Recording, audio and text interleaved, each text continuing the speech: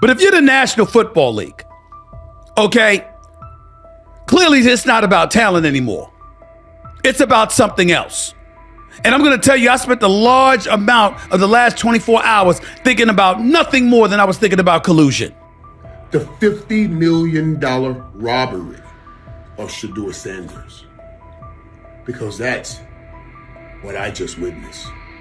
Everywhere we've seen, everything we've seen, everybody that has seen him play said he is the one or two in this draft. I love Cleveland picking this kid.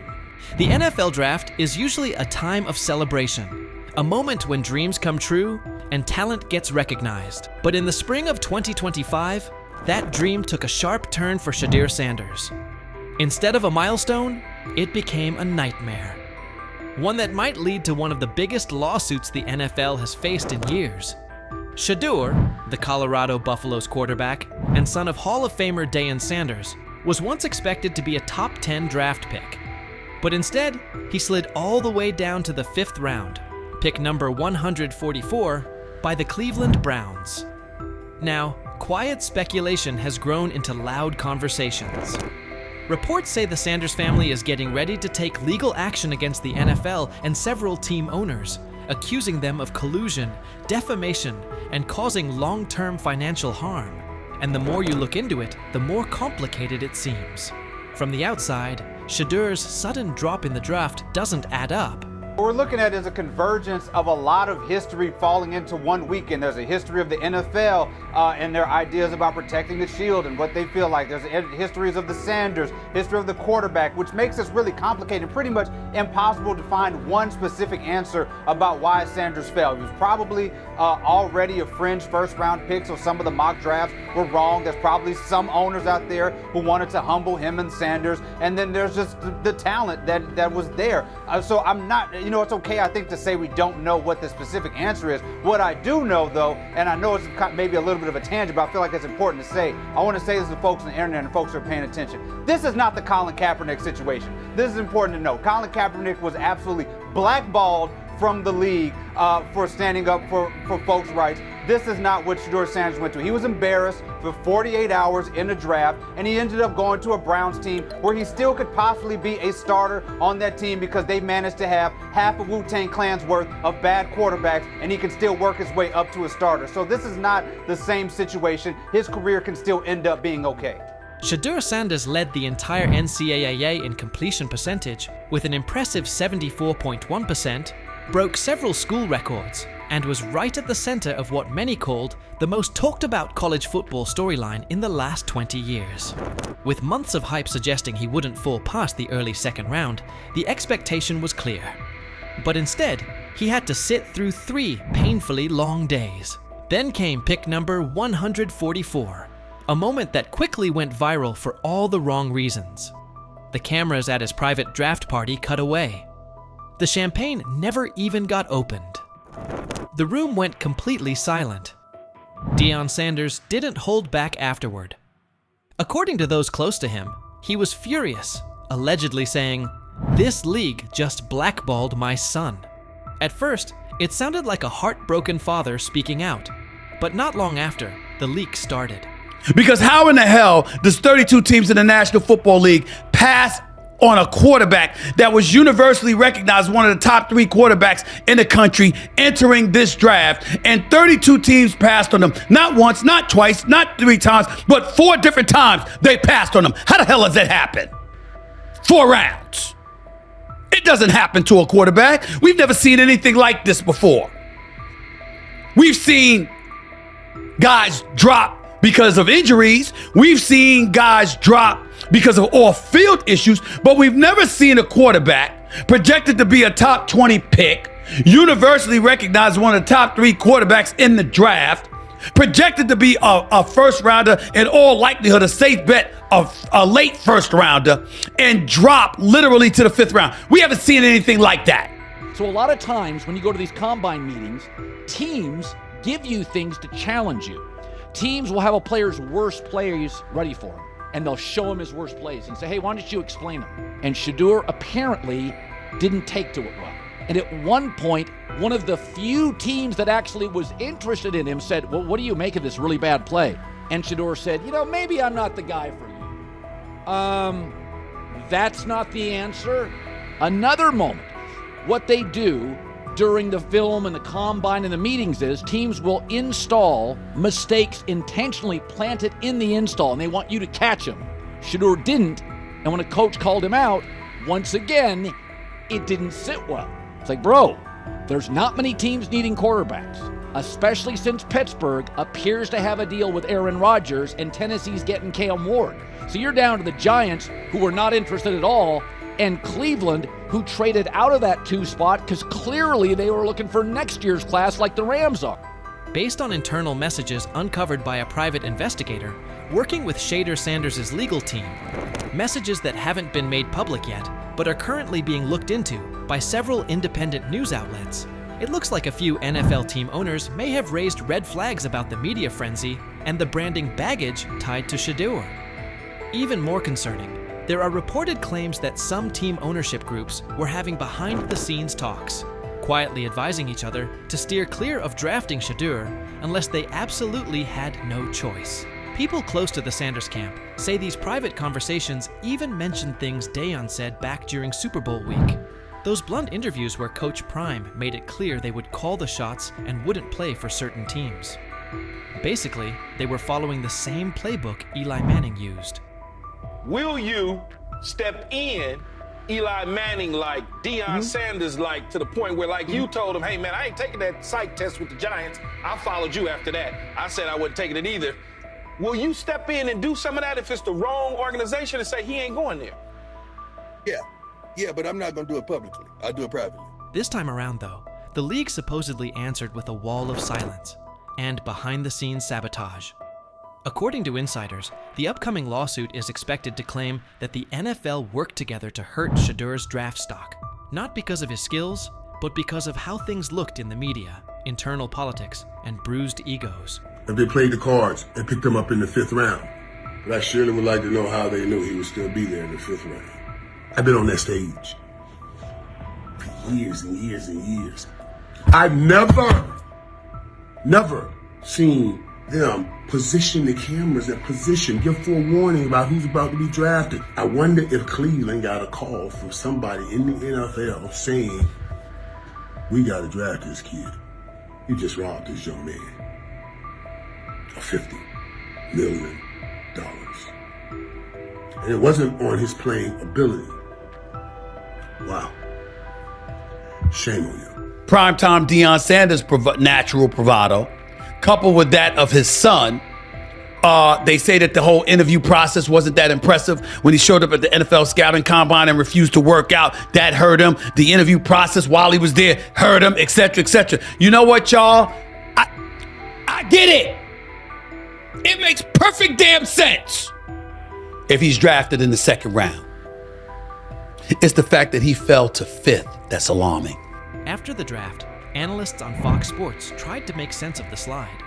Some said SHEDEUR wasn't a once-in-a-generation type of player. Others questioned his intangibles or pointed to the so-called baggage he brought with him. But instead of cooling things down, those comments only added fuel to the fire for Sanders' legal team. They're asking, how does a quarterback with a higher completion percentage than the #1 overall pick fall more than 130 spots? Why did draft experts rate him so highly, yet not one NFL GM publicly pushed back when he slid? From the Sanders camp's point of view, this wasn't just a case of a poor team fit. It looked more like a deliberate effort to send a clear message. Players don't get to control their future. That power belongs to the league. And nothing seemed to capture that message more clearly than Colin Cowherd's widely shared line: "Nobody wants a celebrity backup quarterback." According to sources, that quote is already being looked at closely by attorneys and has shown up in early versions of the legal filing. To them, it's more than just a jab. It's part of the case. So he says, this is exactly what he says. I'm told the footage of SHEDEUR Sanders meeting with the Giants is so bad that both the Browns and the Sanders family have threatened legal action if it is What in the NFL is happening right now? The New York Giants just leaked a draft interview recording with SHEDEUR Sanders, and fans are completely freaking out. Did SHEDEUR take some shots? Did the Giants forget what the word confidential means? Or did someone accidentally hit reply all on something that was supposed to stay locked away? Get ready, because this roller coaster involves hot mics, bad takes, and a whole lot of drama. What happened with SHEDEUR on draft night to make him fall to the 5th round, and them talking about the Giants coming out with all that information talking about SHEDEUR did bad, bombed the interview, all that type stuff.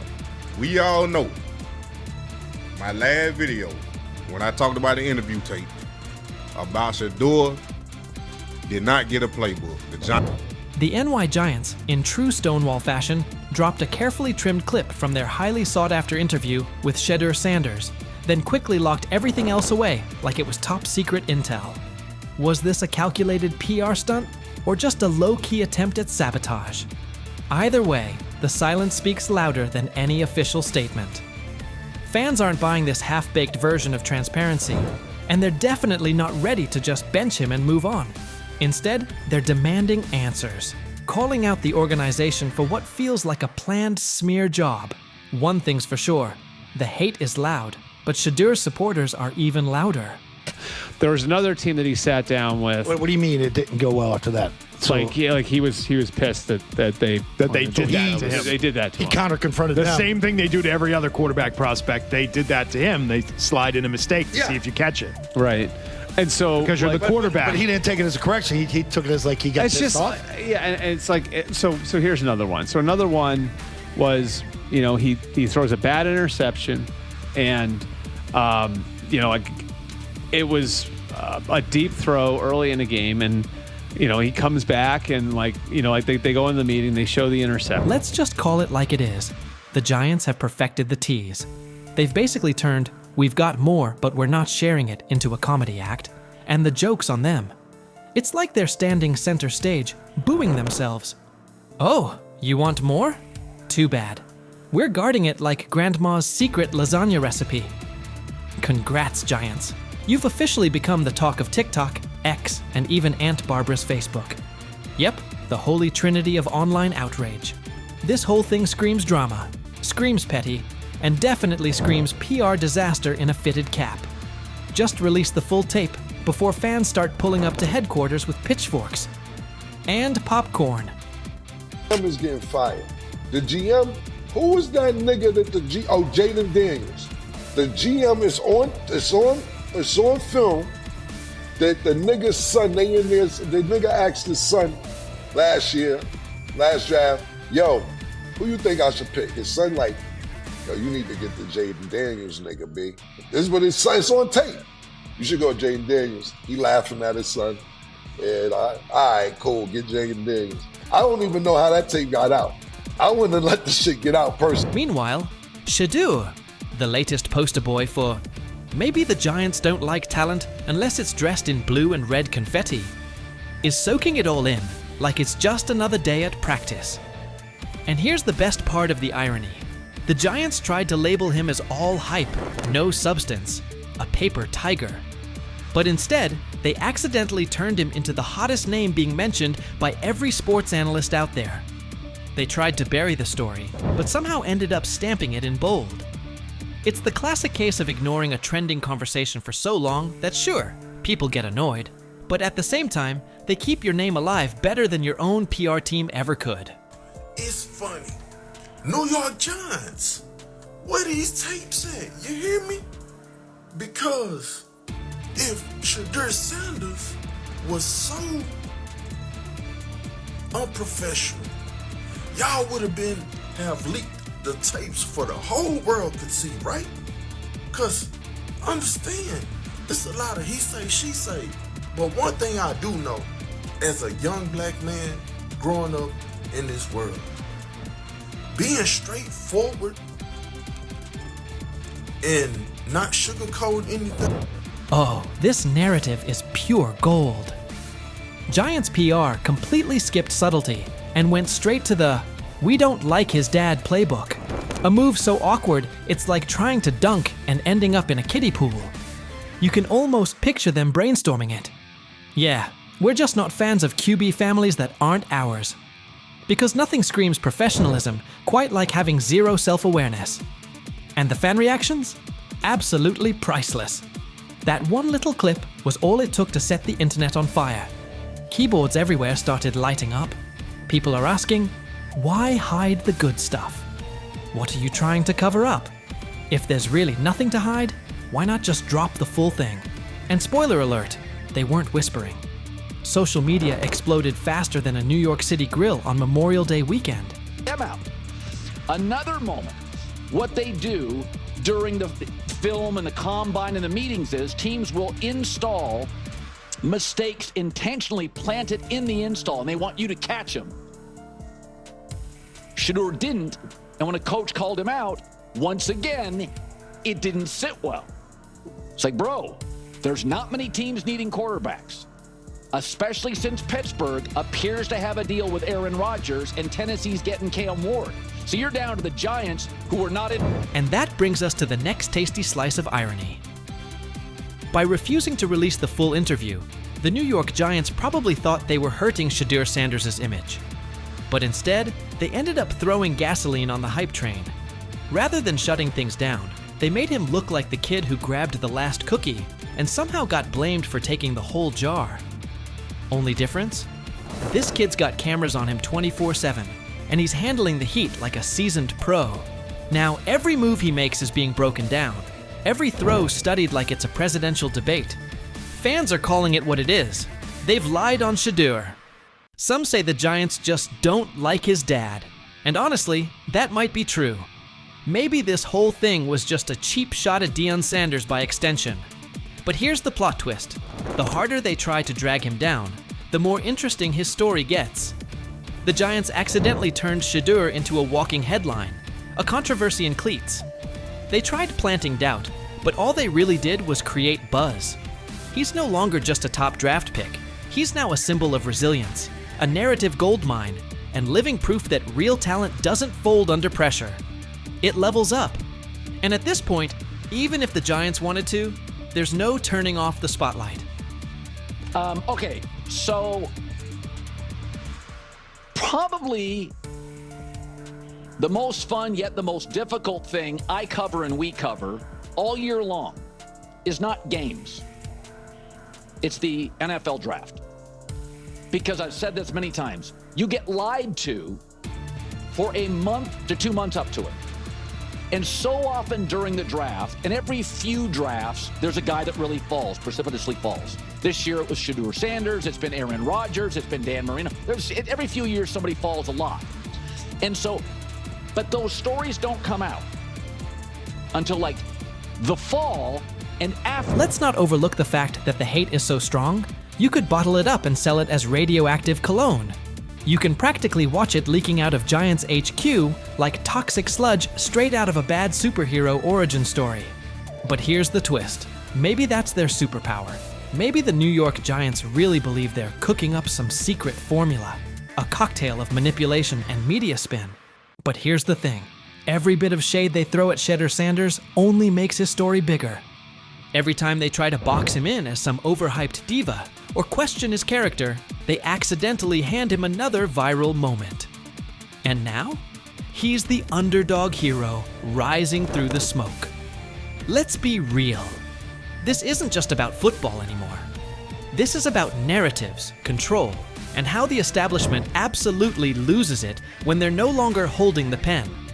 And the real kicker? They still won't release the full interview. You've got NFL fans, media heads, and entire Reddit threads all chanting, "Drop the tape." Like it's some long-lost Beatles album. Meanwhile, the Giants are just sitting there, staring into the void like nobody saw this mess coming. Now, I don't know if it ever gonna get leaked or not. The tapes, the New York Giants have the tape. They definitely have the tape. It's confirmation that they have the tape. SHEDEUR didn't do nothing. It's what they saying he did. I'm gonna tell you what these mixed reactions right here. So we already know about the New York Giants. But the Pittsburgh Steelers head coach Mike Tomlin reported Miles Sanders' talent, but hesitated to draft him due to previous challenges with quarterbacks like Russell Wilson and Justin Fields, leading to more cautious approach. Las Vegas Raiders. Sanders met with Raiders at the NFL scouting combine and expressed enthusiasm about potentially joining the team. His familiarity with the West Coast offense and quick release was noted positive, though concerns about his ceiling. Kevin Stefanski feels like his job may be on the line. I don't concern myself with outside type of things, but I'm committed to his development, just like all of our rookies. So we'll continue to focus on getting our guys better, and that's what we'll stay committed to, and that's what's important to me. And so you didn't get this man a fighting chance to compete. He went into a gunfight with 2 knives. He gonna lose that every time. You know you're going to waive Tyler Huntley. So what good did that 2-minute drive do for him? Was it going to help him? Don't you think SHEDEUR would have benefited more from a 2-minute drive than Tyler Huntley? Coach Kevin Stefanski looks like he's backing off, and the heat is clearly on him and the Browns to make a call. After the game, several offensive linemen who'd been on the field with SHEDEUR Sanders were waived, and a few players had their deals terminated. The blowback was immediate, forcing Stefanski to explain his handling of SHEDEUR's snaps, especially why he pulled him before the 2-minute hurry-up, a situation many felt fit the rookie perfectly. Stefanski didn't sound convincing. Under obvious pressure, he said he put Tyler Snoop Huntley in for the final 2 minutes to get him tuned up. He looked rattled delivering it, still pushing the idea that Huntley needed that work. Let's be real, Huntley was an emergency pickup when injuries piled up. He's a stopgap, unlikely to stick on the 53, and yet Stefanski used that moment to sit SHEDEUR. The message in his tone was hard to miss. He knows the choice isn't playing well, and the whole approach around SHEDEUR Sanders is already blowing back on the staff. Before we go deeper into Stefanski's full comments and what they mean going forward, don't forget to like the video and subscribe for more updates. As for the decision itself, the head coach's shaky explanation only highlighted how tense things have become. Framing the move as a tune-up for Huntley doesn't track with the stakes or with SHEDEUR's development timeline. It looks less like a plan and more like a scramble, and it's starting to backfire. And did you, I'm sure you kind of answered this last night, but why didn't you keep him in for the 2-minute, or why did you decide to take him out? Yeah, nothing more than decided to give Snoop. TJ Houshmandzadeh, the former NFL wideout, didn't mince words about Kevin Stefanski's handling of SHEDEUR Sanders. He said that in all his years around the league, he's never seen a coach appear so uninterested in a player's success. To Houshmandzadeh, Stefanski's choices look personal, like there's a grudge against SHEDEUR, and that's what he finds most troubling. TJ Houshmandzadeh called the bias blatant and cautioned that, if it's real, the push on the Browns to dismiss Kevin Stefanski will only intensify. The fans gonna be saying, SHEDEUR our quarterback.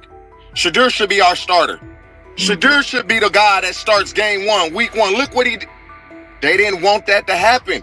And I don't know what's going on with Kevin Stefanski. It's almost as if, and I don't even want to say this, but I'm going to say it anyway. And that's exactly how it came across. Kevin Stefanski's body language said plenty. He looked like a coach feeling the axe over his shoulder. TJ Houshmandzadeh added that this isn't the first time SHEDEUR Sanders has been treated this way. He pointed to the opening preseason game, where SHEDEUR was sharp, yet Stefanski offered no real praise. Now, after what unfolded yesterday, it looks like Stefanski is pushing the idea that SHEDEUR was at fault, almost as if he's trying to validate the staff's stance that they were right and Sanders was wrong. TJ even suggested it felt like the situation was engineered from the start to make SHEDEUR come up short.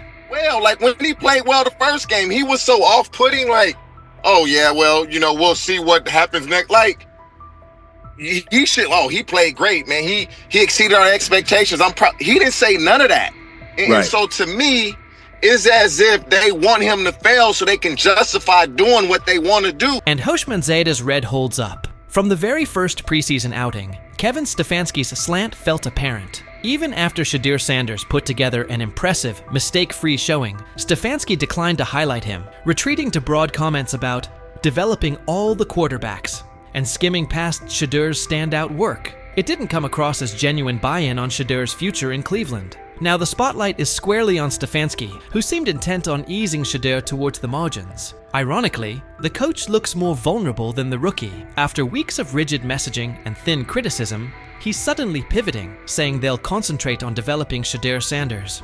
An about-face that screams pressure from the fan base. And it isn't only fans. Reporters and analysts are pressing him as well. Emmanuel Acho weighed in, arguing that by placing SHEDEUR with an offensive group filled with players unlikely to make the 53, Stefanski engineered a no-win evaluation. Acho's point was straightforward. Even a quarterback with Tom Brady's resume would have struggled in that setup with that caliber of support. In those conditions, any rough patches for SHEDEUR were predictable, an indictment of the context, not the quarterback.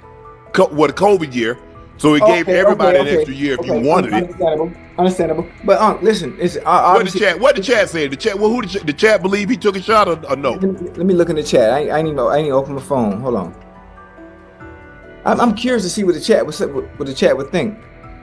They are saying Hushman Zeta's take still holds. From the first preseason snap, Kevin Stefanski's slant felt obvious. Even after SHEDEUR Sanders delivered a crisp, mistake-free showing, Stefanski sidestepped any real credit, defaulting to broad talk about developing all the quarterbacks and skating past SHEDEUR's standout work. It didn't read like genuine buy-in on Sanders' future in Cleveland. Now the spotlight has swung to Stefanski, who looked intent on easing SHEDEUR to the edges of the plan. Ironically, the coach seems more vulnerable than the rookie. After weeks of rigid messaging and thin critiques, he's suddenly pivoting, saying they'll focus on developing SHEDEUR Sanders.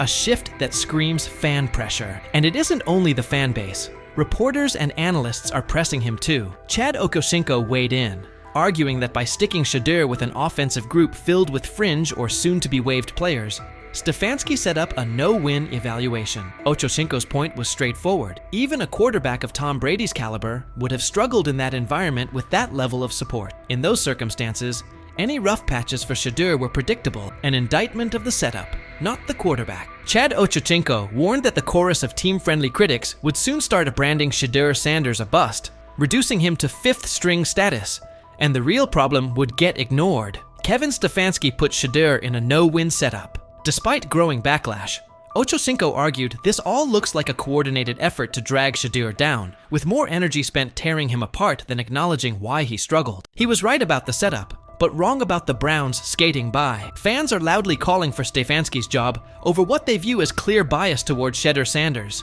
and that pressure is only intensifying. Skip Bayless also weighed in, blasting Cleveland's approach as the worst way to handle a young quarterback. He pointed to a recurring pattern. SHEDEUR has been consistently mishandled by Stefanski and by the organization, and that this isn't a one-off misstep. In Bayless's view, Sanders hasn't been given a fair runway or the right support, and the way the team has managed him has only piled on the pressure, making it even harder for him to succeed.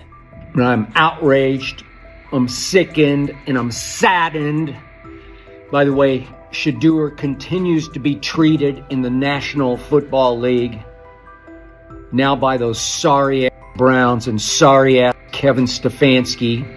Given how this has played out with SHEDEUR Sanders, it's hard to escape the sense he was put behind the 8 ball from the start. When he made his first preseason start, Stephen A. Smith said the Browns were setting SHEDEUR up to fail, and recent events only strengthen that take. Between the lack of meaningful first-team reps and a string of puzzling play calls, the context never looked built for growth. At this point, the pattern makes his setbacks feel less like natural growing pains and more like the product of an environment that was never set up for him to succeed.